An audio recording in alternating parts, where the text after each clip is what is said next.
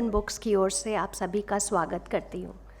पवन वर्मा की इस किताब के शीर्षक को अगर आप देखेंगे तो पाएंगे या सोचेंगे किस पाठक को इसे पढ़ना चाहिए, किस तरह का पाठक इसको उठाएगा।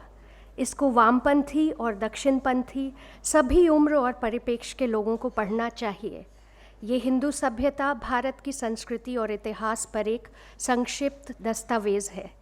ये हिंदू सिविलाइजेशन के उद्भव की कहानी कहती है, साथ ही वक्त के साथ उसकी विचारधारा, उसकी दार्शनिकता, विभिन्न धार्मिक और आध्यात्मिक मूवमेंट्स और अन्य सभ्यताओं द्वारा अतिक्रमण के प्रभावों का भी आख्यान करती है। वेदों, पुराणों, दर्शन शास्त्र के कई स्कूल ऑफ थॉट्स, बौद्ध और जैन धर्मों का आविर्भाव और अलग अलग प्रगतिशील विचारधाराओं पर चर्चा करते हुए पवन इस बात की खोज करते हैं कि आज भारतीय होने के मायने क्या हैं। इसके साथ ही वे संस्कृति और संस्कारा की विरासत की पड़ताल भी करते हैं। पवन जी की ये कोशिश है कि अपनी सभ्यता के अस्तित्व का एहसास हमारे लिए सिर्फ रस्मी ना हो, उस पर जो भी राय हो वो तथ्य, तर्क और इतिहास के गहन शोध के बाद ही कायम की जाए। मैं पवन जी का वैसे तो वो परिचय के मोहताज नहीं है, बट मैं परिचय करा दूं। पवन के वर्मा एक लेखक, राजनयिक हैं और हाल तक राज्यसभा के सांसद भी रहे थे। वो पहले कैबिनेट मंत्री के दर्जे के साथ बिहार के मुख्यमंत्री के सलाहकार भी थे। वो कई देशों में भारत के राजदूत बनकर रहे और उनकी कई किताबें प्रकाशित हो चुकी हैं। ये जो शाम है, ये जो आयोजन है, इसको होस्ट कर रही हैं एम्बेसडर भास्वती मुखर्जी जी। तो thank you very much for hosting this evening. Bhaswati Mukherjee ji India Habitat Centre की पहली महिला अध्यक्ष हैं और वो पवन जी की, she also happens to be Pavan ji's batchmate, and so there is a deep connection. They go back a long way. उनका परिचय मैं करा देती हूँ। एम्बेसडर भास्वती मुखर्जी जी दिल्ली विश्वविद्यालय से इतिहास में प्रथम श्रेणी आई थी और सुश्री मुखर्जी 1976 में भारतीय विदेश सेवा में शामिल हुई और 2004 से 2010 तक यूनेस्को पेरिस में भारत की राजदूत रहीं और उसके बाद 2010 से 2013 तक नीदरलैंड में भारत की राजदूत रहीं। अगस्त 2019 तक आपने सोना BLW प्रिसिशन फोर्जिंग्स लिमिटेड और जुलाई 2023 तक जिंदल स्टेनलेस में स्वतंत्र निदेशक के रूप में काम किया है। पेट्रोनेट LNG लिमिटेड के अलावा आप फ़िलहाल JK लक्ष्मी सीमेंट और उदयपुर सीमेंट दोनों के बोर्ड में एक स्वतंत्र निदेशक हैं। आप जिंदल फेरस लिमिटेड के बोर्ड पर भी स्वतंत्र निदेशक हैं। सुश्री मुखर्जी ने यूनेस्को और मॉरिशस सरकार के लिए इंडेंचर्ड लेबर रूट प्रोजेक्ट पर सफलतापूर्वक काम किया। आप MGIEP, यूनेस्को और DFID की वरिष्ठ सलाहकार भी रही हैं। आपको मार्च 2023 में president of India Habitat Centre घोषित किया गया। आपने 4 किताबें लिखी हैं, India and EU, an insider view, जिसे Indian Council of World Affairs द्वारा कमीशन किया गया है और अगस्त 2018 में प्रकाशित किया गया। ये बेस्ट सेलर रही। आपकी दूसरी किताब India and EU in a turbulent world Palgrave Macmillan द्वारा 2020 में प्रकाशित किया गया। ये किताब भी सक्सेसफुल रही। आपकी तीसरी किताब Bengal and its partition an inside story March 2021 में रूपा पब्लिकेशंस द्वारा प्रकाशित की गई, जो कि ग्लोबल बेस्ट सेलर रही।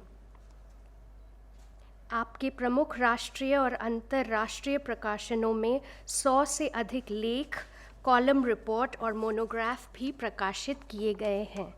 भास्वती जी, मैं आपसे गुजारिश करूंगी कि आप मंच पर आएं और पवन जी की किताब के विषय में 2 शब्द कहें। उसके बाद हमारे अन्य जो गेस्ट्स हैं उनको मैं इंट्रोड्यूस कर दूंगी और फिर हम कार्यक्रम को आगे बढ़ाएंगे। प्लीज़ आएं। So since my name is Bhashwati Mukherjee, I think I can speak in English. It would probably be easier to speak in Hindi than Bengali, so but I'll just stick to English. I would like to welcome all of you here.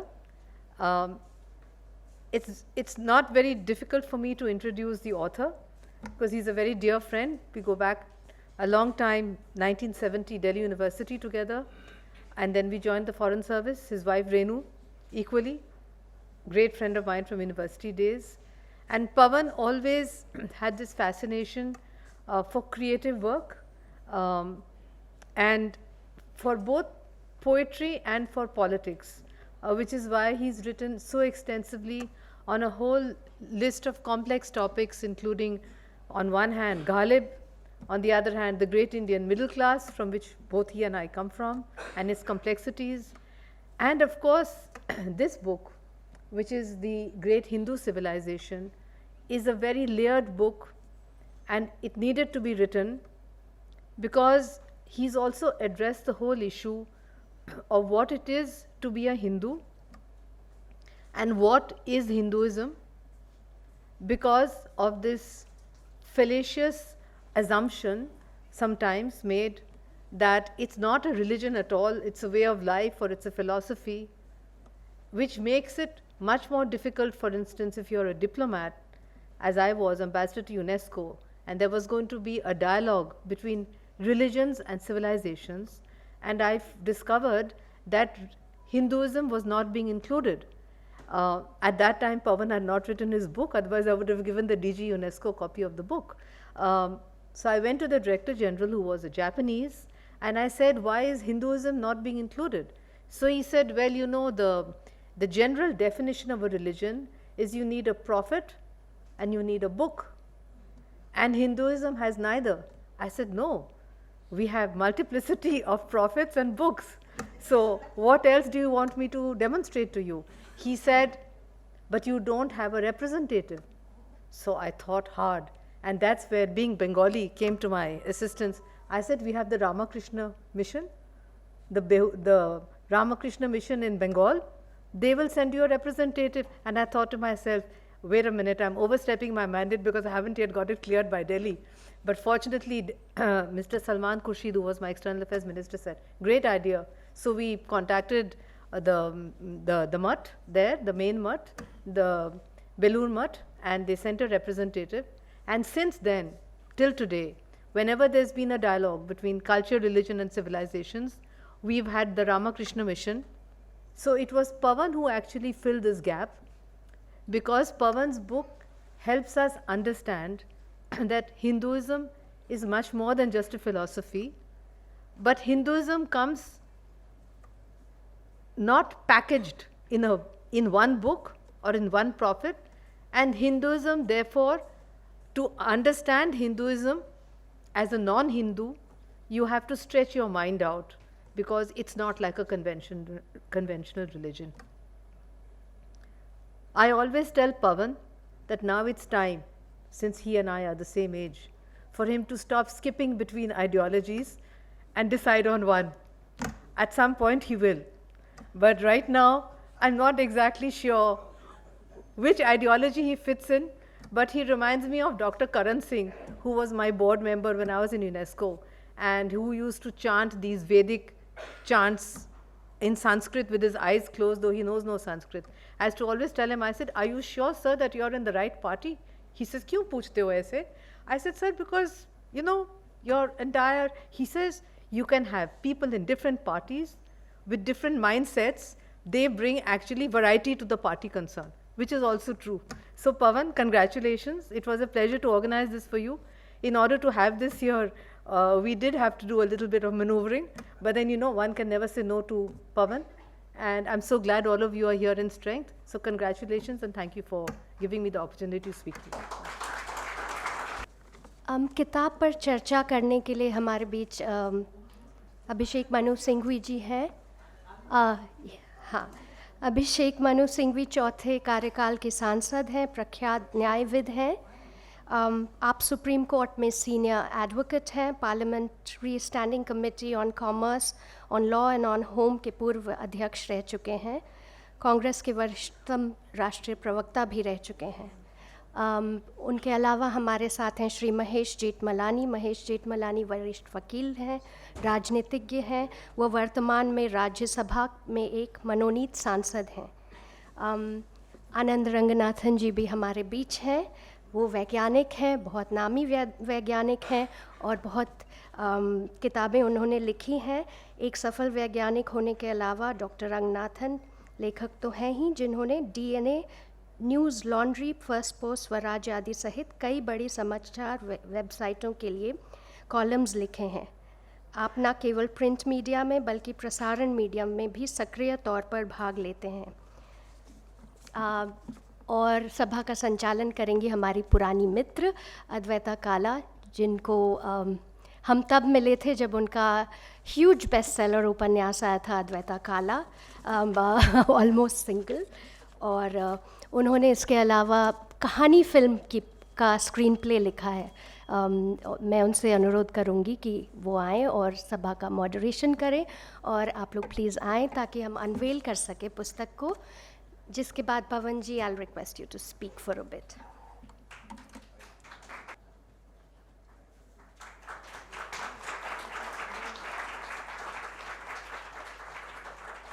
शुभारंभ आपके साथ करते हैं। पहले तो मैं आप सब लोग का आ जाने के लिए आभार प्रकट करता हूँ कि दिल्ली की ट्रैफिक के बावजूद आप लोग ने हिम्मत की आ जाने के लिए।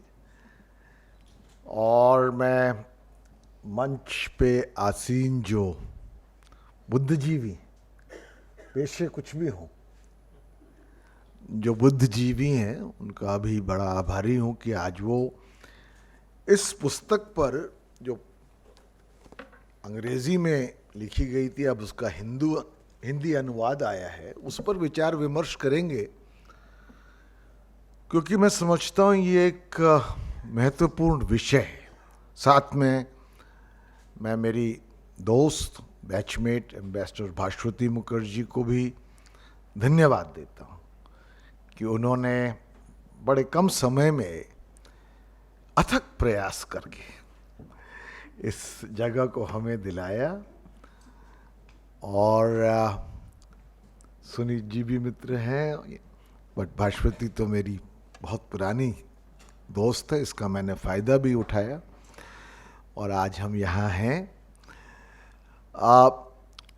मैं शुरुआत में सिर्फ 5-6 मिनट लूँगा, क्योंकि आज तो विचार विमर्श यहाँ होना है अद्वैता जी के निर्देशन में। जब मैंने ये पुस्तक लिखी तो कोविड का काल था, और जो भी राजनीति में है उसके लिए घर तक सीमित रह जाना एक तरह का अभिशाप है। तो मैंने 2 साल 8-10 घंटे दिन में शोध और लिखने का काम करके इसको किताब को संपन्न किया। जब ये शाया हुई 2018 में, 21 में, 18 में मेरी आदि शंकराचार्य पे पुस्तक आई थी, 21 में तो इसकी काफ़ी प्रशंसा भी हुई और आलोचना वामपंथियों, उदारवादी और जिसको ये कह रहे थे अभी आनंद जी, कट्टर राइट से भी हुई। तो पहले तो मुझे आश्चर्य हुआ, फिर मुझे लगा कि शायद मैंने कुछ ठीक ही लिखा है, अगर सब तरफ से, दोनों ही स्पेक्ट्रम से इसके कुछ आलोचना भी है। पर मेरे लिखने का मकसद, लक्ष्य, ध्येय वो स्पष्ट था। हमारे सांस्कृतिक इतिहास में एक 5000-6000 साल का दौर है जब, जिसको मैं एक शुद्ध तरीके से हिंदू सभ्यता मानता हूं, हिंदू संस्कृति जो सभ्यतागत थी। और मुझे लगा ऐसा कि ये जो इतिहास का दौर है उसको हम कभी कभी नजरअंदाज कर देते हैं। We neglect it or we are not fully aware of it. और जब इसके बारे में कुछ लिखा जाए या उसके प्रशंसा में कुछ जायज़ कहा जाए तो बहुत से लोगों का की ये प्रतिक्रिया होती है कि साहब आप तो भगवाधारी हो गए,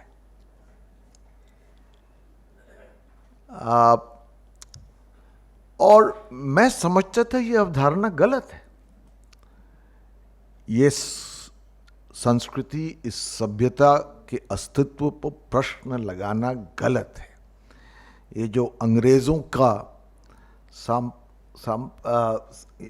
साम्राज्य का ये एक मानना था कि उन्होंने भारत राष्ट्र, a nation in the modern sense create किया और उसके पहले कोई भारतवर्ष जैसी चीज़ ही नहीं थी, ये बिल्कुल गलत है। अगर सही होती तो 8वीं शताब्दी में आदि शंकराचार्य 4 मठ बनाते हैं, एक दक्षिण में श्रृंगेरी पे, एक द्वारका में, एक पुरी में और एक बद्रीनाथ जोशी मठ में। तो अगर कोई इसकी रूपरेखा ही नहीं होती तो वो क्यों ऐसा करते? आखिर वो उनका जन्म तो केरल में हुआ। और मेरी ये कोशिश थी कि इस ऐतिहासिक पीरियड का जो मौलिक सोच है, the power of original thought, उसको हम कोशिश करें समझने की। मैं ये नहीं कहता कि वो दाग विहीन थी, कोई उसमें त्रुटियां नहीं थी, पर हमारी कोशिश ये होनी चाहिए कि हम उसके बारे में कम से कम थोड़ा बहुत तो जानने की जिज्ञासा रखें। आज एक सबसे बड़ी समस्या है कि हिंदू खुद अपने इस महान और विराट विरासत से अनभिज्ञ है, उनको एक जिज्ञासा नहीं है। Curiosity to know about that past, it seems to be missing, and the knowledge is very shallow and cursory. और सच्चाई ये है कि हमारी शायद सभ्यता अब नए तकनीकी जानकारियों के बाद perhaps the oldest civilization in the world, going back to 5000 BC. पहले ऋग्वेद को 1500 BCE अब कहते हैं, BC में कहा जाता था, अब तो वो 4000 BC में कहते हैं लिखी गई है, या 3500 BCE में। तो खैर इतनी पुरानी सभ्यता के जो पहलू हैं दार्शनिक, जो काम हुए हैं दर्शन के क्षेत्र में, तो the profundity of Hindu thought and Indian thought is unparalleled. और उसकी जो एक खुलापन है, जिसमें सवाल पूछने की अनुमति है, जिसमें एक संवाद है, ये अजूबी चीज है। और इसलिए दर्शन के अलावा अर्थशास्त्र के क्षेत्र में, राजनीति के क्षेत्र में, लिटरेचर, पोइट्री, कला, संस्कृति, किसी भी क्षेत्र में, सामाजिक क्षेत्र में जो एप्लीकेशन ऑफ माइंड देखने को मिलता है, उसके बारे में एक वस्तुस्थिति का भाव रख के, ऑब्जेक्टिविटी रख करके जानना जरूरी है। इसलिए मैंने पुस्तकें लिखी और इसमें मैंने उसकी निरंतरता की बात की। बड़े बड़े ऐसे कई सिविलाइजेशन थे जो उपजे, चरम सीमा पे आए और खत्म हो गए। एक निरंतरता जो एक हिंदू सभ्यता में रही है, जो उसका अस्तित्व बना रहा है, उस पर भी आप गौर फरमाइए। और तुर्की इन्वेजन के बाद जो भक्ति काल रहा, किस तरह से ये सभ्यता, संस्कृति और दर्शन जीवित रहे, अंग्रेजों के साम्राज्यवाद के नीचे भी कैसे, और उसके बाद उसको फिर से एक रीडिस्कवरी का प्रोसेस किया था, और आज के हालात में हम कहाँ जा रहे हैं। तो अगर मेरी आलोचना इसलिए हुई कि मैं इस ऐतिहासिक दौर की प्रशंसा में कुछ लिखता हूं, तो मैं अब कट्टर हिंदू राइट को हो गया हूं, तो ये गलत है। साथ ही में ये कहना कि कभी आगे चल के जब मैं आधुनिक समय की बात करता हूँ, मेरा ये मानना कि हिंदू अतिवाद भी जब राजनीतिक रूप में इस महान सभ्यता और संस्कृति में विकार ला रहा है और उस पर हमें आत्मचिंतन करने की जरूरत है, तो फिर मुझे हिंदू राइट से भी आलोचना मिली। तो खैर, मैं चाहूँगा कि आप लोग ये किताब पढ़ें। अंग्रेजी में ये काफ़ी पढ़ी गई, लिखी गई, चर्चित रही, और अब हिंदी के वजह से, जिसके लिए मैं वेस्टलैंड का बहुत आभारी हूँ, यहाँ कार्तिका भी हैं, मीनाक्षी जी भी हैं और अमृता, तो इन्होंने इसका अनुवाद किया। इससे इसका पढ़ने का दायरा बढ़ेगा। आदि शंकराचार्य 8 भारतीय भाषाओं में अनुवादित है,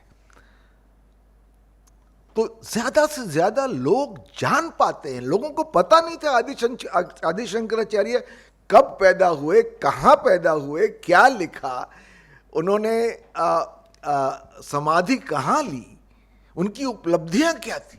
तो इस गैप को पाटने के लिए मैंने ये पुस्तक लिखी है और मैं चाहूँगा कि आप लोग सब पढ़ें।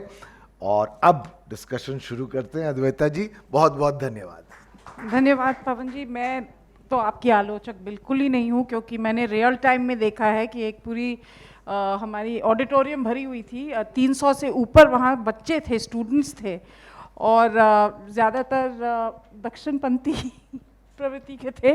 और पवन जी ने स्टेज लिया और मुझे थोड़ा लगा कि क्या हो सकता है, कुछ हैकलिंग हो सकती है, कुछ चढ़ाएंगे, कुछ कहेंगे, पर इन्होंने जब शुरुआत की बोलने की, and the way he spoke, आदि शंकराचार्य के बारे में उन्होंने बोला, तो एक तो डिस्ट्रैक्टेड डेमोग्राफिक, उसके ऊपर slightly right leaning demographic, pin drop silence, 1 hour 15 minutes.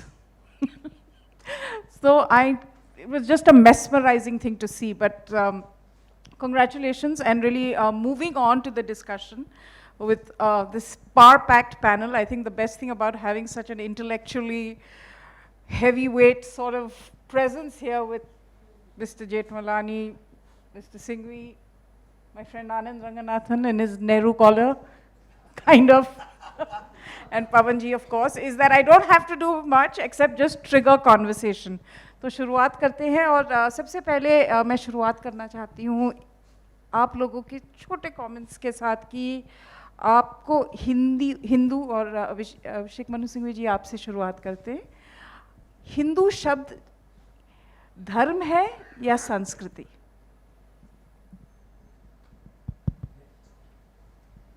पहले तो नमस्कार। जैसे आनंद जी को दाएं बिठाया है, उसका विपरीत सही नहीं होता।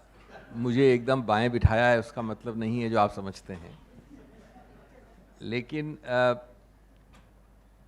आपके प्रश्न का उत्तर तो यह है कि हिंदू शब्द में इतने आयाम हैं कि उसको परिभाषित करना ही मुश्किल है, और उसकी सबसे बड़ी शक्ति मैं मानता हूं कि उसको परिभाषित नहीं कर सकते।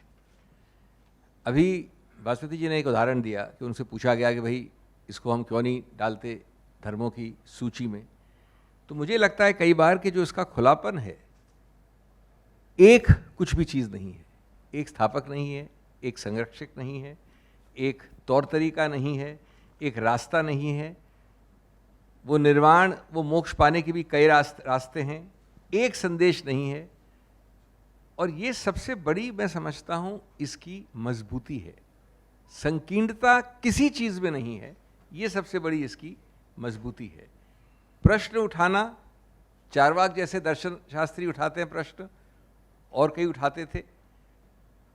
निंदात्मक प्रश्न उठाना, सकारात्मक सुझाव देना, ये सब अगर एक पंथ में या धर्म में आप कर सकते हैं तो वो हिंदुइज्म है। मेरी परिभाषा वही है, और मैं उस परिभाषा को सबसे ज़्यादा मजबूत मानता हूँ। मैं उस परिभाषित हिंदुइज्म को चाहता हूँ कि वो बढ़े आगे। मैं अपनी बात खत्म करने से एक बार ज़रूर कह दूँ कि मैं अपनी बधाई नहीं दे पाया था पवन जी को। पिछला एक फंक्शन भी था, मैं आ भी नहीं पाया था, तो मैं पहले बधाई देना चाहता हूँ 2 मिनट में इनको, कि इनकी जो विचित्रताएं हैं वो इनकी विशेषताएं भी हैं। बहुत सारी विचित्रताएं हैं इनके अंदर, इतने लंबे समय के लिए नौकरशाही करके इन्होंने अपने कृतित्व को मृत नहीं किया, अपने एक सोच को खुला रखा, इतना क्रिएटिव रखा, ये कोई छोटी बात नहीं है। ये राजदूत के रूप में वो सिखाते हैं, जो बड़ी अच्छी कहानी, अच्छी कहावत है कि diplomat is one who is able to tell you all to go to hell in a way that you start looking forward to the journey. और साथ साथ ये रहे राजनीति में, मेरे साथ राज्यसभा में थे, एक ऐसे क्षेत्र में थे, एक ऐसे लीडर के साथ थे जिन्होंने ट्रेपीज आर्टिस्ट को शर्मा दिया पलट पलट कर, लेकिन ये स्थिर रहे, ये स्थिर रहे। और सबसे ज़्यादा बधाई इसलिए देता हूं कि इन्होंने एक सही गौरवशाली हिंदू के रूप में, मैं समझता हूं, अपने धर्म का निर्वाह किया है। हम सबकी परिभाषाएं, हम सबके अप्रोच अलग अलग हो सकते हैं, लेकिन उन्होंने शोध किया, समझा, गहराई में गए, त्रुटियां निकाली, विकार देखे, सुझाव दिए, और फिर भी अपनी बात को निडरता से कहा और किसी एक कट्टर पंथ को उसके अंदर नहीं आने दिया। इसलिए मैं विशेष रूप से इनको बधाई देना चाहता हूँ। Thank you. To you, Mr. Jethmalani. I have to tell you that my spiritual quest into Hinduism is entirely owed to Pavan ji. I was gifted 4 books by his son, Vedant, who's here, and I have read each one of them from cover to cover. I'm in the process of reading the last one, which is on Adi Shankar Acharya. And not only did I feel an inadequacy about my own knowledge of the religion into which I was born, and I'll just come to the question of what it is, whether it's a religion or more than that. But it drove me to actually go to Kanchipuram, which, as you all know, was the final abode where he took samadhi of Adi Shankar Acharya. And my quest continues. I'm now, there's another delightful book of Pavanji, which I tell you, it's on the many avatars of Lord Krishna. And it's a very handy book, which you can read on a flight and back. But coming back to the main question, Hinduism started as an ordered society. As you all know, that the word referred to people who lived east of the Indus, or the Sindhu River, as it was then called. It grew into, and this is one of the most powerful aspects of, I have to tell you that the breadth of research, you can judge that by the reference books itself, which Pavan has resorted to. It is, it has, there are 5 chapters, but they're all masterfully crafted. The first one is about whether myth or reality, whether it is a civilization. And, he describes every aspect of how it was formed. He debunks all the people who question the Wendy Donegers of this world. He debunks all of them. He says that this is indeed a civilization. Hinduism is not just a religion, it is a civilization, it is a way of life, as the Supreme Court has now, it has now become even legitimate as a form of electoral propaganda or electoral rhetoric. Hindutva is a way of life, it's a civilization, and the biggest mark of success of Pavan's book is the fact that, as he says, he's been criticized from left, right, and center. And that's because he's eclectic. The book is eclectic like Hinduism is. That is why it has so many dimensions, and people who don't agree with one dimension will be critical of that dimension or Pavan's projection of that dimension. He then goes on to the next part of, after questioning whether it's myth or reality, and affirmatively acknowledging or asserting that Hinduism is indeed a civilization. He then goes on to talk about its religious aspects. Again, some of what he has narrated in the book, actually, the question of dualism. There is so much to say that I'm overwhelmed. So please pardon me if I sometimes come a little, erratic in my presentation. But for instance, he talks about the dualism of Hinduism, which is at one level, it's ritualistic. At the other level, there is a profound philosophy, and that is what really stirred the pride in me. We all know the religion, we all celebrate the festivals, we all perform the rituals, but the depth, and as he says, it traverses cosmology, it traverses quantum physics, it traverses many different dimensions of what is only being recently discovered, but was discovered by our religious texts in the past, whether it was the Upanishads followed by the Vedas, or the Vedas followed by the Upanishads. So I say that it was completely overwhelming for me, and I'm not surprised that we have such a great audience today. I also want to say that he is a craftsman. He's extremely crafty. He's got his batchmate to give him this hall, and he's got the most perfect moderator today, Advaita. Advaita is the leading school of Hindu philosophy. So the setting is perfect, and I think I've said enough. We should move on. Pavanji, you want to weigh in on this? No, I'd like to hear Anand first, and then I'll speak, because then we'll have an informal discussion and wind up soon, because I find that it's much better that an audience leaves hoping that it went on longer than waiting for it to end. So, it's always better.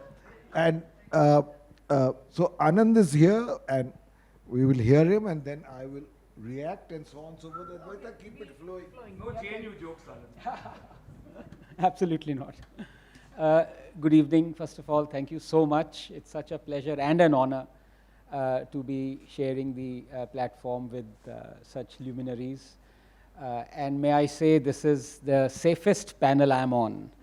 Normally I'm always looking left and right, worried that, some Supreme Court judge may haul me up for contempt of court. So I'm absolutely certain at least two of the panelists would be there to save me. The problem might be one of them might become a Supreme Court judge, so that might be, I don't know who. No, but absolutely. We are both past the age. No, we don't look it. No, it's an absolute pleasure, and the comments that have been made by the others are so fitting. May I, though, hold a little bit of maybe prodding and needling Pavanji, because I find, first of all, I read the English book. In fact, I was one of the fortunate ones to have co-launched it. It's an absolute masterpiece. But it kind of instilled in me to disagree with Pavanji more than agree. And the reason for that is, and that is emphasized ironically by those who are non-left, that is that they mirror Darwinian evolution.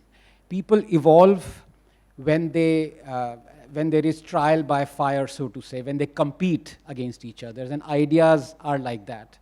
We don't want a unanimity of ideas, and in that you hoist somebody on top of your shoulders and take him along, and 10 years down the line, you find out, but that's a silly idea. Ideas must compete, and the best idea must win. That is what mirroring Darwinian evolution is. So in fact, even in that discussion, if you remember, Pavanji, and later on, I think in one of the literature festivals, we had a wonderful debate on this. And I think we left it unresolved, which was, again, wonderful. So there, I love to disagree and bring out the points with Pavanji, because I know that his response and rebuttal would only enrich me.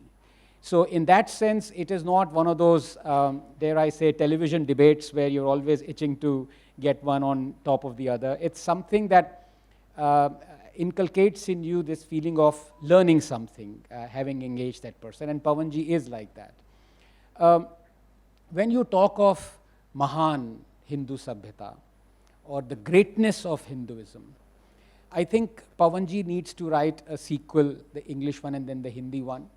It's just me prodding him to do so, because I think this book, the English as well as, of course, the Hindi version, illustrates magnificently the greatness of Hinduism. I don't need to go into it.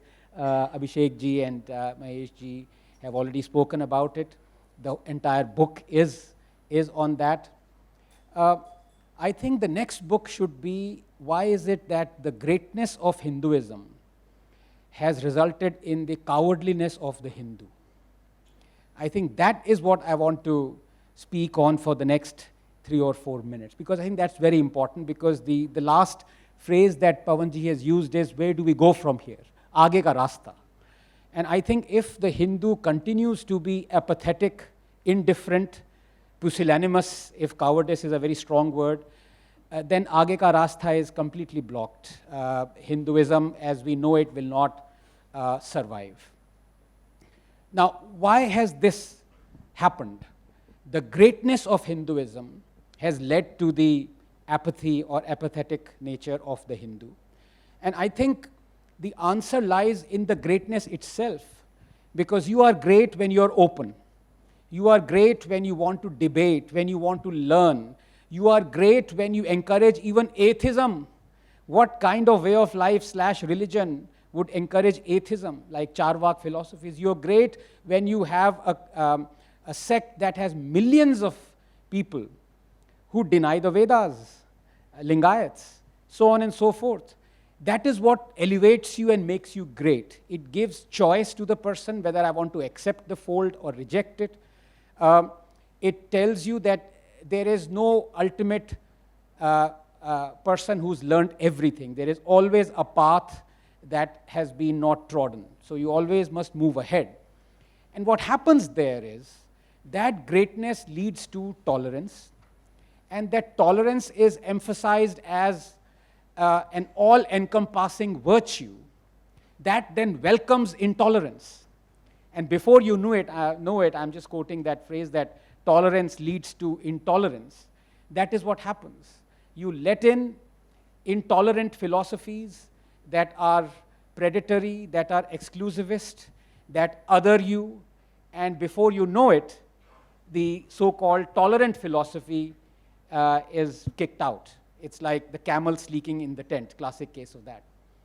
Now, of course, that wouldn't happen if people were aware, if their eyes were opened, and still they insisted that even though I believe that your way of looking at things, your nature, your philosophy is egregious, but still I will allow you to follow it as long as it does not harm or affect the society, the civilization I'm living in. It's still fine.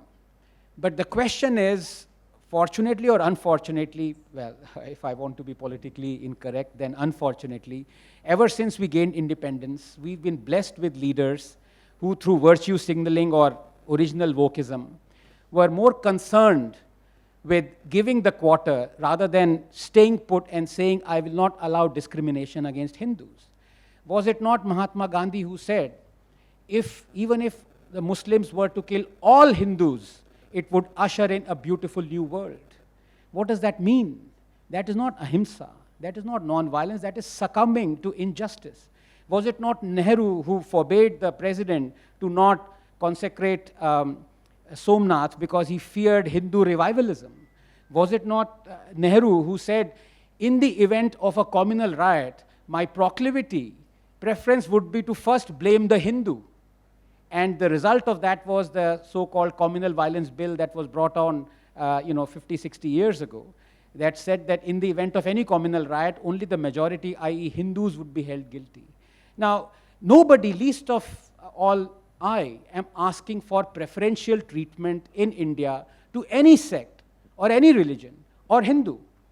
What I'm saying is, because of this greatness, what has resulted in is this apathy that we have sort of accepted discrimination against Hindus.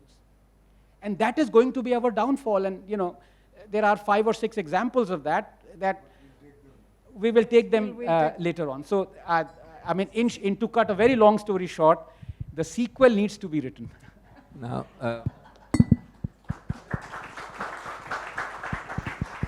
Before I answer, I want Abhishek ji to speak. now at least you know that one person has been seated right. I don't know about the others. Perhaps if there was a chair even further there to the right, might have been more. But I have great regard for Anandji. I keep hearing him. I think he's touched. I appreciate and admire the boldness, the candor of discussion. And the dialectics of candor is always good. I cannot be as brutally candid as he has been, but let me try some kind of a response as a countervailing viewpoint. I am a very proud Hindu. As a matter of fact, I was just telling them that my favorite color actually are two colors from childhood, orange and green. It just happens that I'm in green today because if I was in orange, I'd be misunderstood. But I love the color orange. But the point I want to make is that the definition of a aggressive macho Hindu which we just heard is certainly a viewpoint. But do we want to give up that precise thing which is our speciality? That we are not dogmatic about one person, one prophet, one God, one book, one riti rivaj, one style? Do we really want to be just because that makes us cowardly or weak? Number two, by that analogy, there is no reason why our nation should not be based on the Dharam Shastra, a theological nation, not on the constitution. Because, 80% plus belong to a particular religion. So, unfortunately, Hinduism must give way. It gives way to the constitutional set of values. The first page of which values talk about bandhutva, fraternity, the least recognized word of the constitution. Of course, the much maligned secularism comes later. Then equality, and many more. Now the question I'm raising is that it is actually antithetical to macho, aggressive Hinduism if it at all becomes slightly subservient to these constitutional values. It should not. But would you like to be that kind of a Hindu? I certainly would not. Then let's take the other Hindu values, universalism. Unity in diversity or diversity in unity, but not uniformity or unity upon diversity.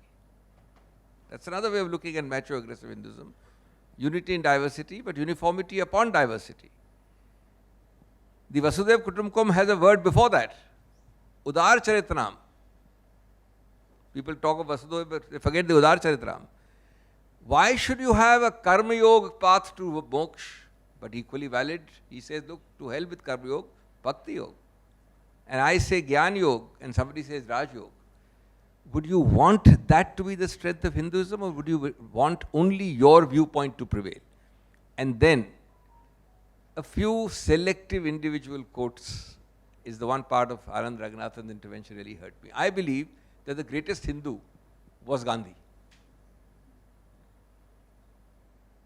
Not because he had, the Vaishnav values and in that lovely song, but I want to ask myself that would any of us be able to be that powerful as Gandhi with the least weaponry, with the least physical power, with the frailest of physiques?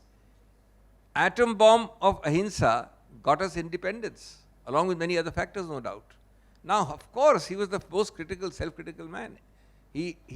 Nobody can claim to be perfect, and there were many fault lines, and possibly the person who talked most of his own fault lines was Gandhi.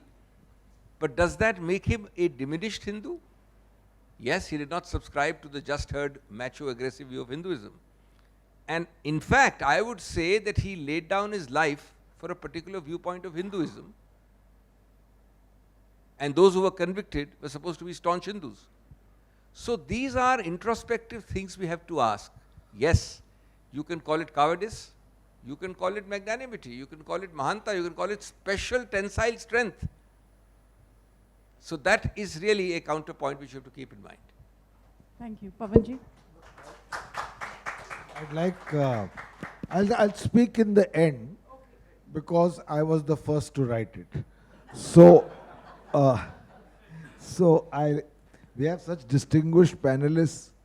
So I'd like Mahesh ji to take whichever side he thinks either most judicious or the most right.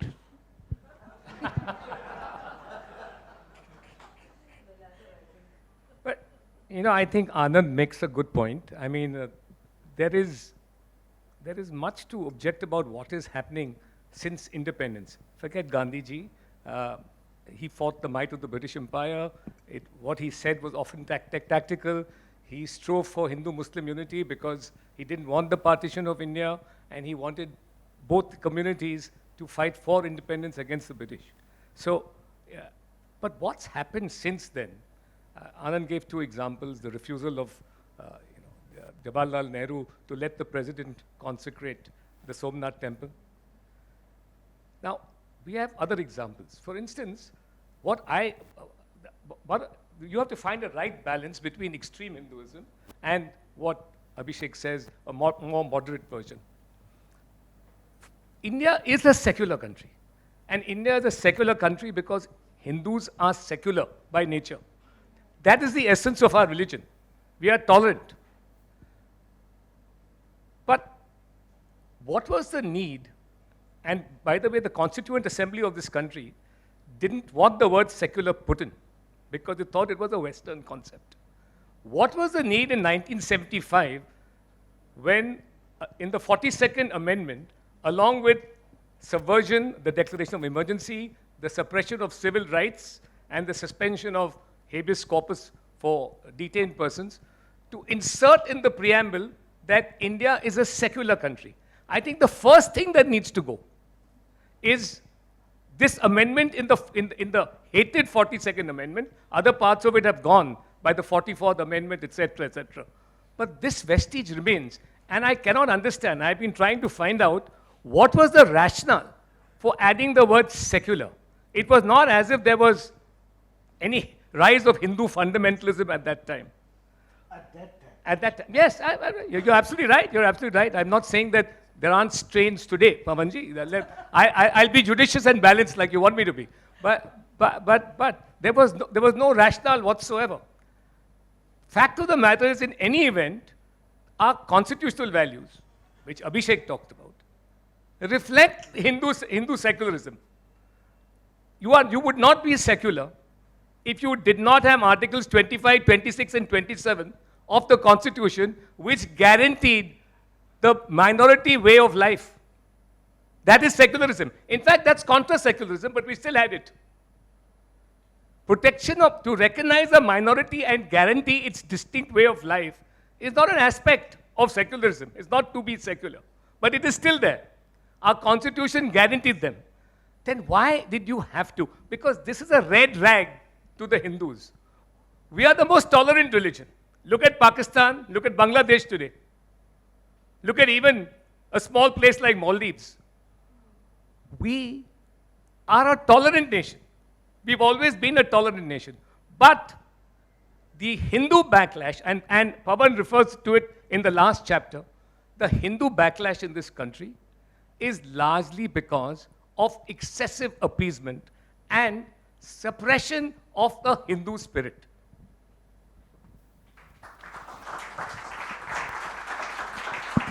Anand Ranganathan wanted to come in and rebut. First of all, I'd like to thank Abhishek ji. In a matter of few minutes, he mentioned that I was, or implied that I was macho and aggressive 7 times. I will give you my wife's number if you could kindly convey that to her. That would change my life forever. No, but I think there's been a lot of misunderstanding. To be discriminated against and then ask for injustice to be removed is not being macho and aggressive. It's being morally upright. In which country is the majority refugees in their own land? Do you have Americans refugee in America? Do you have Germans refugee in Germany? Why do we have 7 lakh Kashmiri Hindus exiled? A genocide was committed against them, and still refugees in their own land. in which is that macho and coward, macho and aggressive for them to demand that they be returned to their homes? Is that being macho and aggressive? Is it being macho and aggressive for so-called democracy? And I'm choosing my words very carefully because there are no judges on the panel. Or let me say a banana republic. A citizen cannot even approach the court to demand that an injustice be corrected and the demolished temple be returned to him. It doesn't matter which way the court decides. The court could have decided 5-0 against Ayodhya, the Ram temple, but at least the court adjudicated.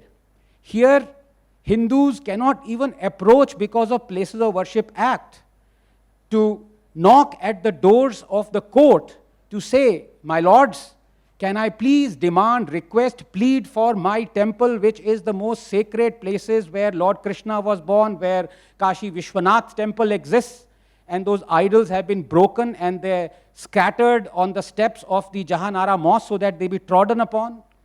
There is daily humiliation. To correct that is not being macho and aggressive. To demand injustice be removed, for example, from RTE Act that obligates in conjunction with 93rd Amendment that only Hindu-run schools have the obligation to give 25% reservations to the economically weaker section, not Muslim or Christian-run schools. Is demanding that that be corrected, is that being macho and aggressive? Is it being macho and aggressive to say, well, if in a so-called secular state you are controlling only Hindu temples, why don't you include mosques and control gurdwaras and churches as well? Is that being macho and aggressive? No. So what is the definition of macho and aggressive? I'd much rather, as I said, I'm very pleased that Abhishek ji considers me as macho and aggressive.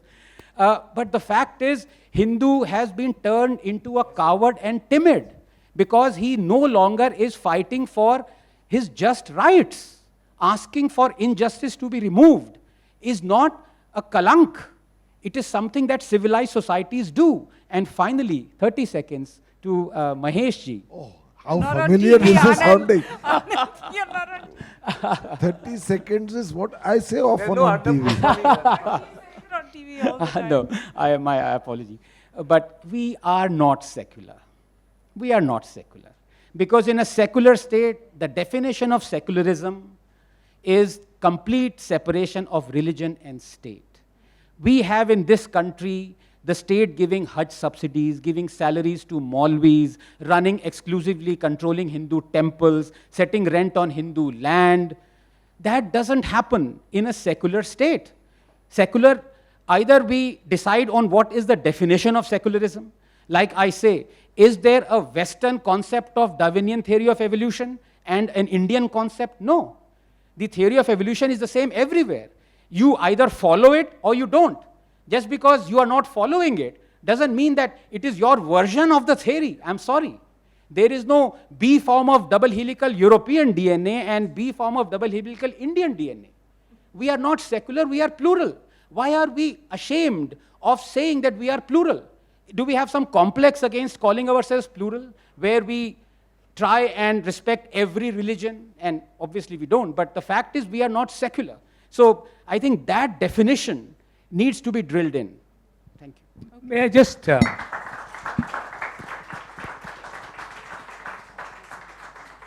let me just set the debate on a certain ground, certain platform. Anand's angst against pushback against the majority community of this country takes the form of restoration of temples, etc. But I want to put that angst, because I have the same angst, on Abhishek's platform, which is that of constitutional values. Is Article 370 or is Jammu and Kashmir not an integral part of India? Why would you tolerate a party which seeks the restoration of Article 370 when the Constitution of India says Jammu and Kashmir is an integral part of India and the Supreme Court has upheld it? One. Two, if Waqf boards are illegally misappropriating lands not belonging to them, including to tribals, should the criminal law not intervene and the law and the civil law to dispossess those boards of this illegal cotton land, should that not be, is that not also a constitutional value? And thirdly, what about the Uniform Civil Code? It's a directive principle. Is that not a constitutional principle? Why is there so much opposition, particularly from a party to which, and I don't want to make this partisan, particularly by the party to which he belongs, to these three aspects?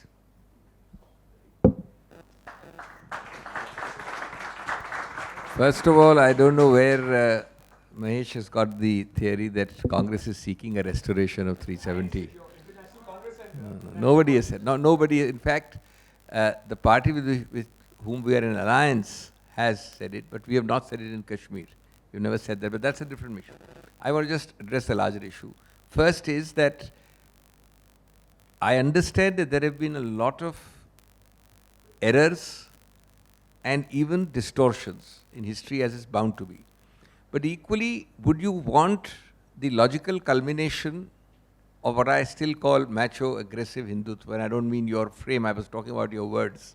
Your frame is rather well tuned to. Would you want that to have the consequences that is happening, which are happening, and this is bound to become more and more political as we go along, for the last several years? Would you really accept and define what New India means when it does bulldozer justice?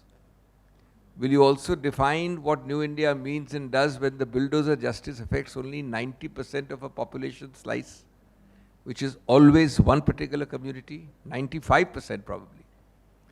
Would you justify what you saw on a train with an old man belonging to a particular community? This is not you. You are a philosopher, you are a professor, you are a teacher.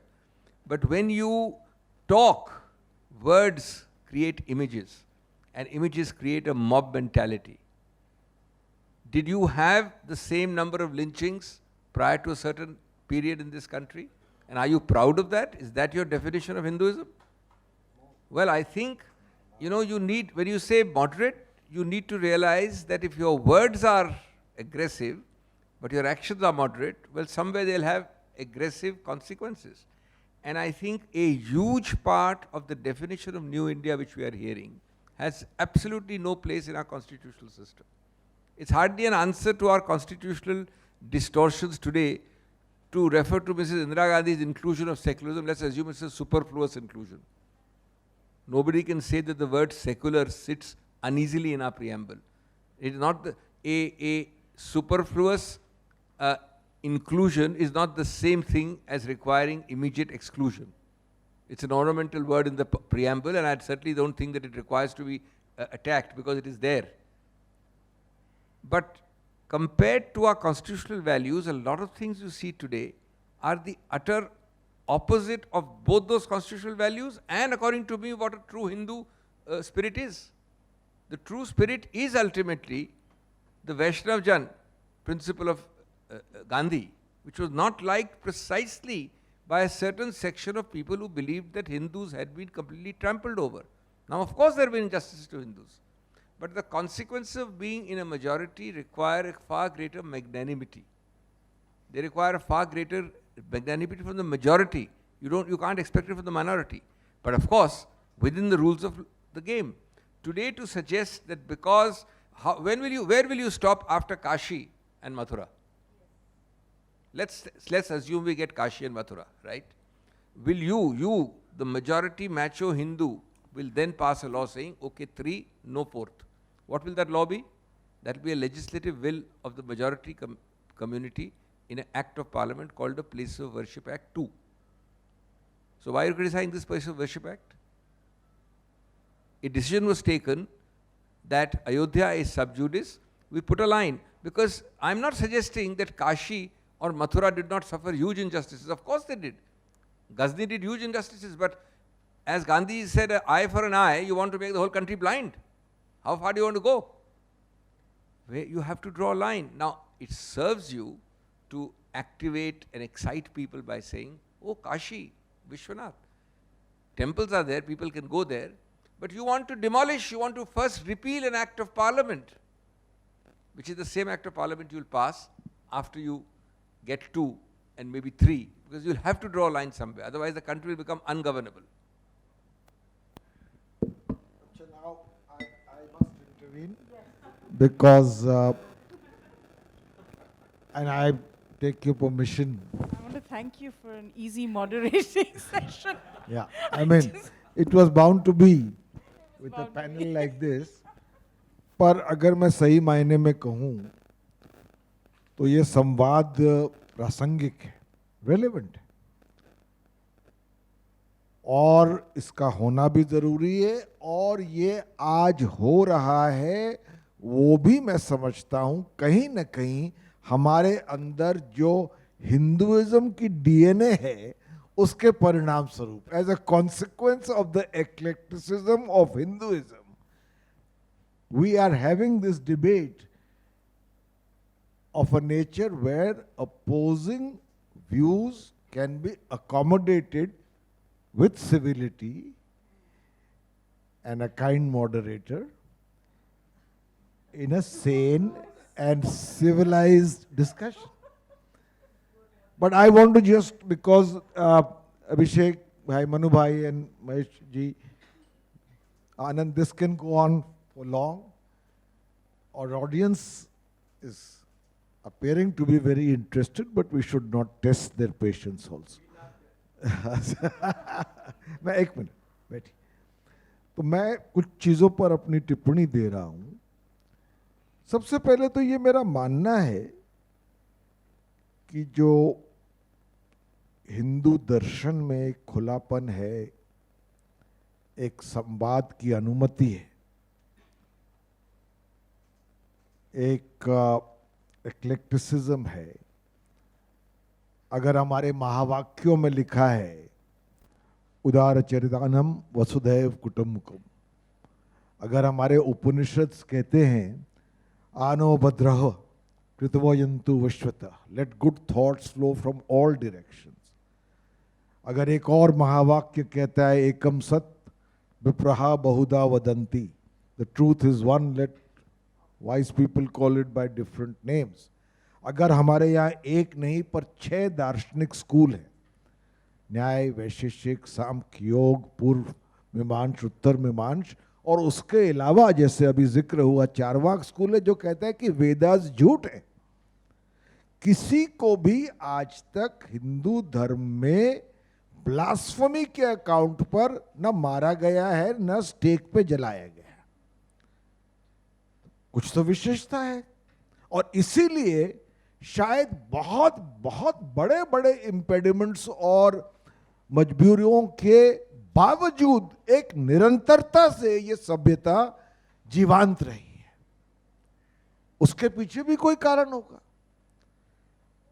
Turkic invasion हुआ, Indonesia में आए तुर्क, जो आनंद जी की बात है उससे मैं असहमत नहीं हूं, मैं सिर्फ उसको एक संदर्भ दे रहा हूं। इंडोनेशिया बुद्धिस्ट राष्ट्र था। 17वीं शताब्दी में शायद या 16वीं में वहां पर इस्लामिक इन्वेजन हुआ। 250 साल में पूरा हिंदुस्तान और इंडोनेशिया मुस्लिम हो गया। 17 except for Bali and a few pockets. बहुत जगह और ऐसा हुआ है। कुछ बात है कि हस्ती नहीं मिटती हमारी, कुछ तो बात है भाई।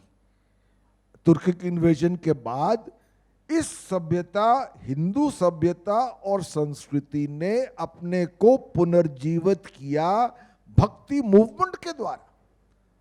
वो संस्कृत के सैंक्टम सैंक्टोरम से निकाल के लोगों के बोली भाषाओं में जो काव्य लिखे गए, हिंदू धर्म चला गया आम आवाम के पास, पूरे देश में। अनबिलीवेबल, अभूतपूर्व ये पीरियड है, रिमार्केबल पीरियड, 600 इयर्स। महाराष्ट्र में तुकाराम, चैतन्य, बंगाल वल्लभाचार्य, आपने मेंशन किया लिंग, बसवन्ना, अल्लामा प्रभु, सूरदास, तुलसीदास, आई मीन आप नाम लीजिए, चंडीदास, बिहारी, ये अपनी भाषा में लिख रहे थे और लोगों तक उस धर्म को जो संकट में था उसको बचा करके उसको और मजबूत किया। तो अगर ये खुलापन आप अपनी कमजोरी समझे तो आनंद सही है। और अगर इसको आप अपनी मजबूती समझे कि जहां और लोग हार गए, बदल गए, परिवर्तित हो गए, और आप आज भी एक जीवंत गरिमापूर्ण हिंदू हैं, तो फिर ये उसकी क्षमता है, उसकी स्ट्रेंथ है। और मैं ये भी कहूंगा कि, और जैसे मैंने महेश जी ने जिक्र किया, मैंने इस पुस्तक में लिखा है कि कई चीजें ऐसी हुई जिसके कारण, जिसके परिणाम स्वरूप एक बैकलैश सा हुआ। अब जैसे गांधी जी ने आजादी के पहले, उनका नेक मकसद था कि हिंदू मुसलमान की जब तक एक यूनिटी, एकता नहीं बनी रहेगी, तब तक अंग्रेजों से क्या लड़ेंगे। तो उन्होंने खिलाफत मूवमेंट किया, समर्थन किया। तब भी लोग कहने वाले थे कि साहब खिलाफत मूवमेंट और जो ऑटोमन एम्पायर था वो कमाल था, तुर्क ने वहां तो खत्म कर दिया, आप खिलाफत मूवमेंट की का समर्थन करते जा रहे हैं। अम्बेडकर साहब ने उसकी आलोचना की, उन्होंने किया। आजादी के बाद अभी यहां उसका जिक्र हुआ, डॉक्टर राजेंद्र प्रसाद सोमनाथ का जब इनॉग्रेशन करने की बात थी, नेहरू जी ने उस पर रोक लगाई, और मैं समझता हूं गलत किया। शायद उस समय के स्पेसिफिक कॉन्टेक्स्ट में, पार्टीशन के इतने तुरंत बाद, क्योंकि उनका concept of secularism was not so much he had the respect for all faiths, but he also was a proclaimed agnostic. And at the same time, Nehru believed that a lot of what was the greatness of India's ancient past was the deadwood of the past. He says he was impatient for a new kind of modernity based on a certain Western paradigm, which created its own backlash. And then you had a situation where the Hindu code was the only code amended, other personal laws were not amended. उसका भी जिक्र हुआ। फिर उसके बाद आपका famous शाबानो case हुआ, जहां पर मुस्लिम अपीजमेंट बहुत पारदर्शिता से दिखता था, you could see it, that was the aim. तो कई ऐसी घटनाएं हुई हैं, और माइनॉरिटी वोट बैंक का इस्तेमाल चुनावों के लिए, आज अगर मेजॉरिटी का कुछ लोग कहते हैं इस्तेमाल हो रहा है, तो तब माइनॉरिटी का होता था। तो ये तो एक लोकतंत्र के एवोल्यूशन की बातें हैं, और कई चीजें हिंदुओं के खिलाफ भी हुई जिनके खिलाफ लड़ना जायज है। पर मेरा यह मानना है, और मैं अंत में यह बात कहता हूं, कि अगर हिंदू धर्म इस डर से कि उसके लिए खतरा है, अगर वो जो उसकी खासियत है उसी को खो बैठेगा, जैसे अभिषेक जी ने कहा कि आप जाए मंदिर या ना जाए, क्योंकि आज कुछ ऐसे ठेकेदार भी हिंदू धर्म के आ गए। देशरतन जी के साथ मेरी इस पर चर्चा हुई है, जो कहते हैं कि औरतों को ये पहनना चाहिए, नहीं तो हिंदू धर्म के खिलाफ है। ये खाइए तो आप हिंदू हैं, ये खाइए तो आप नहीं हैं।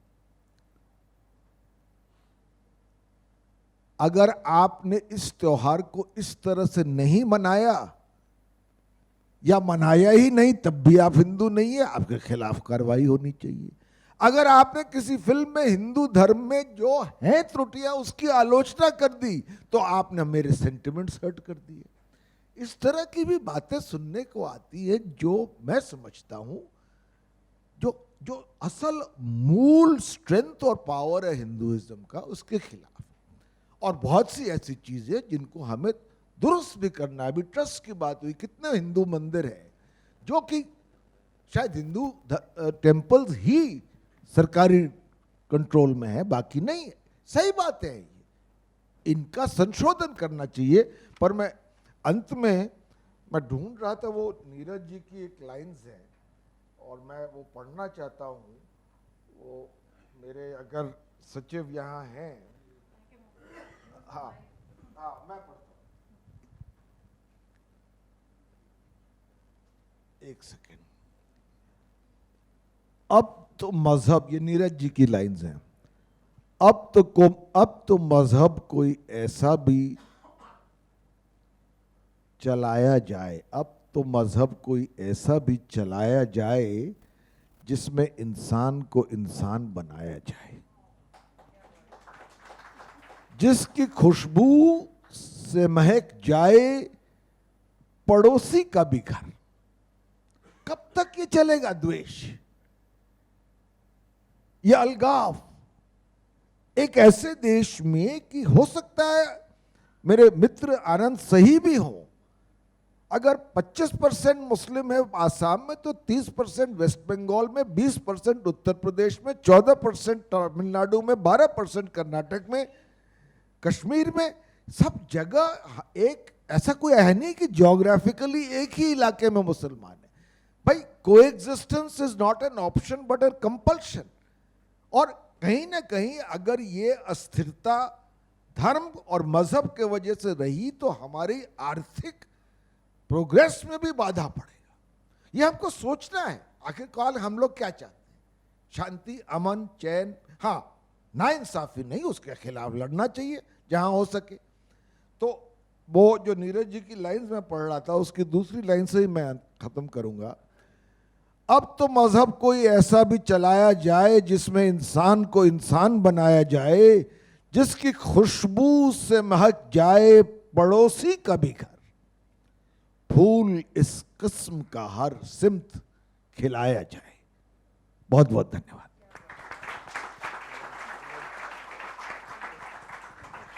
So we're going to open up to the audience. Two questions, Deshratan ji and of course the lady in front. पवन जी ने मेरा नाम लिया तो इसलिए मैं तो सोचा हाथ खड़ा कर देता हूँ बोलने के लिए।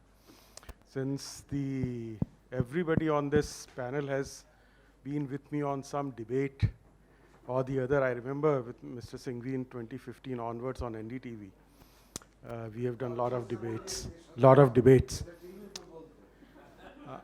The fact remains, we all agree unanimously there are universal values of Hindutva. And there is no discord among any of you. But how long will these values survive in the event of onslaught, as Anand was talking about? Will you be able to do this debate 20 years down the line with this kind of openness? The kind of onslaught the Europe is facing, the backlashes in Europe, Bangladesh, Pakistan, to the extent it was in Sri Lanka also, Maldives. Will you be able to have this openness? So should we not be able to defend? It is not attack, as Anand was talking about. It is defending. And you got to stand on your legs to defend this kind of openness, which is in areas, geographical areas in India, has vanished. If you talk about certain areas in Western UP or Kerala, it has vanished. You can't have that open discussion. There are areas where only Sharia law is being implemented. In Kerala, we know about it. So you got to defend it. And second aspect, let me talk of constitutional values. The Supreme Court wrote a book. There is a book on it. When we talk of constitutional morality, I have never agreed with this concept. Morality is a Western Christian construct. It is the spirituality of the Indianness, the Hindutva you've got to infuse in our constitution, which wants to make you very strong, defend your values. Do you want these values to vanish? Or do you want the onslaught of single prophet, single book to replace it? How do you do it if you stop defending it?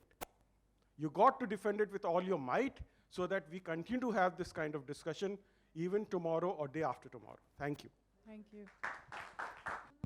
Very quickly, देखिए मैं हमेशा ये कहता रहता हूँ, and everyone's a friend here, कि मैं भले ही मुझे फार राइट, एक्सट्रीम राइट, खिड़की से बाहर निकल जाओ राइट, इधर कूद जाओ राइट, वो लोग कहते रहे, मैं साइंस की तरफ से हूँ।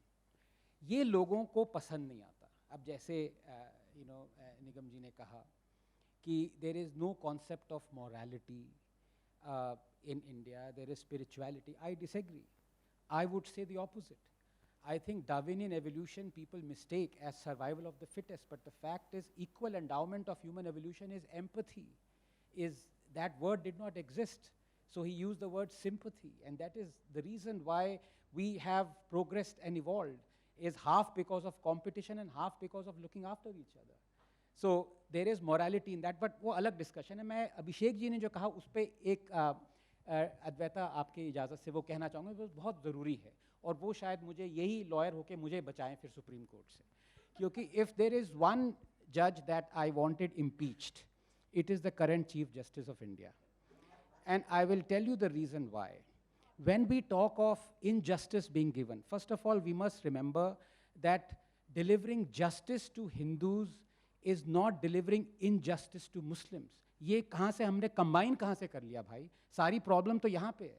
So when the petition came to him, he said, we will not reopen cases of atrocities, criminal atrocities against Kashmiri Pandits because too much time had elapsed. And 6 months down the line, the same Supreme Court set a SIT to look into the 1984 Sikh genocide, atrocities against Sikhs that happened 6 years before that.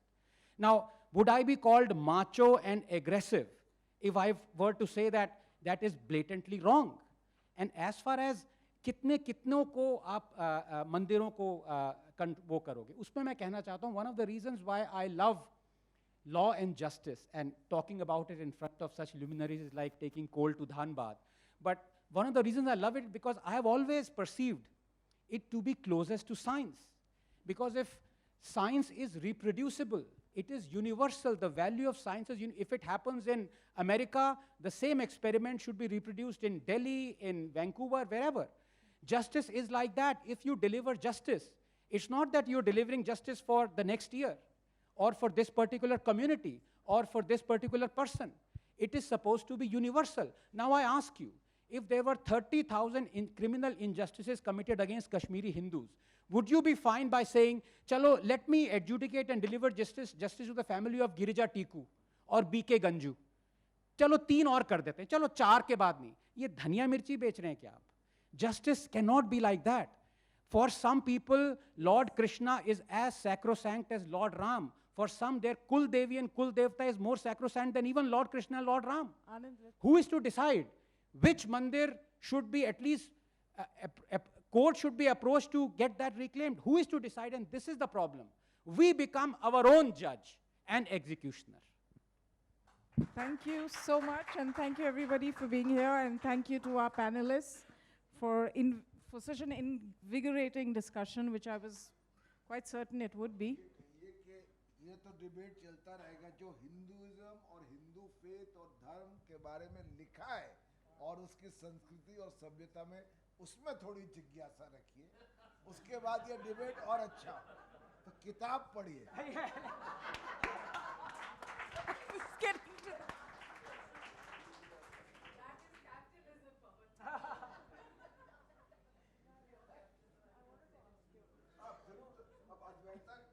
Can I ask a question finally? Pavan, Running out of time. well, this is The audience would like to. Yes, she has a right to ask. 2 minutes. Or 30 seconds, like Anand says. Pavanji, while reading the book, I felt like there was this constant query in your mind and something that you were struggling with. These words kept recurring, and I wanted to just explore your mind when it came to that, which is homogeneity versus heterogeneity. And it's sort of a running theme with you in a lot of your contemplations. I think it's something that concerns you with the evolution of, let me say, the Hindu faith, as opposed to its cultural identity in the present day. Do you want to elaborate on that a little bit? Thank you. I'm so happy that Advaita got a chance to ask a question, and I'm grateful to it. I'm not against homogeneity. I'm against a denial of heterogeneity, if you understand the nuance. देखिए, this civilization of ours, उसके कितने पहलू हैं, कितने aspects हैं. तो कभी कभी वेस्टर्न्स लोगों को और एब्राहमिक फेथ जिनके लिए मुझे I have great respect, they have something called chaos anxiety, कि इतने भगवान, इतनी भाषाएं, इतने तरह की पुस्तकें, इतने मत, तो क्या ये वाकई में एक कोहिसिव होल है कि नहीं, यानी कि इस विविधता में एकता है कि नहीं है? कभी कभी ये सवाल उठता है। तभी तो भास्वती ने कहा कि यूनेस्को में ये सवाल हुआ, even Wendy Doniger asked, dare I write the word Hinduism with a capital H, and I mention that in my book. खैर वेंडी डॉनिकर की तो मैंने और भी धज्जियां उड़ाई है। खैर, पर ये कहना कि भारतीय संस्कृति और सभ्यता एक विविधताओं का एक परिपक्व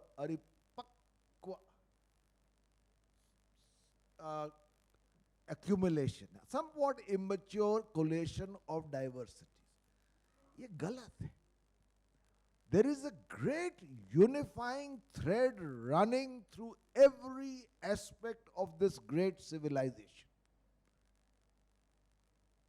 And its surface diversities are essentially upheld by that great underlying unity.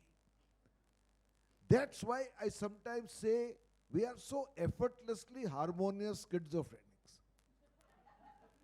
Because while we participate in that diversity, we know at one part of our mind that there is a great unity underlying it. Satyam Jnanam Anantam Brahm. That is कि वो ही है और उसके सगुण रूप कितने भी हों, हर में वही एक निर्गुण है. धन्यवाद.